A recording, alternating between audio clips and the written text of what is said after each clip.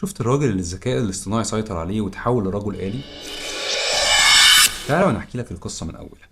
في نهاية التسعينات انتشرت ظاهرة كبيرة جدا بتسمى بإدمان الكمبيوتر والإنترنت، ودي كانت بتسبب مشاكل نفسية وصحية وغيرها كتير بسبب التكنولوجيا الثورية اللي لقوها فجأة قدامهم. انعزلوا تماما عن الواقع وأصبحوا ليل نهار قدام الكمبيوتر والألعاب والنت وخلافه. بناء على إحصائيات عملتها جامعة كاليفورنيا بتقول إن 20% من البالغين في أمريكا مصابين بإدمان الكمبيوتر، وجامعة أمستردام بتقول إن 10% من سكان أوروبا مصابين بإدمان الإنترنت. ده غير المصيبة الأكبر واللي ظهرت في أبحاث عملتها جامعة هارفارد بتقول إن نسبة الأطفال اللي بقوا يلبسوا نظارات في العشر سنين الأخيرة زادت على مستوى العالم في حدود من 15 ل 20%، وده بسبب إن نسبة كبيرة من الأبهات والأمهات بقى أسهل حاجة عندهم إنه يحطوا الايباد او الموبايل قدام ابنهم ايا كان عمره ايه ليل نهار من غير اي كنترول على الموضوع ده. ولما نيجي نشوف الثوره الكبيره اللي حصلت في عالم الذكاء الاصطناعي، اللي بالمناسبه انا عامل على قناتي في اليوتيوب او على الفيسبوك او غيرها فيديوهات بتتكلم عن ازاي ممكن نستخدم الذكاء الاصطناعي والفرق بين شات جي بي تي وبينج وبارد، ان شاء الله تفيدكم.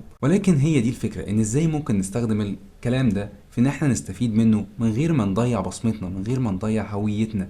وده اللي حاصل دلوقتي من ناس كتيرة جدا، ان هم اصبحوا بيستخدموا الذكاء الاصطناعي بشكل مبالغ فيه.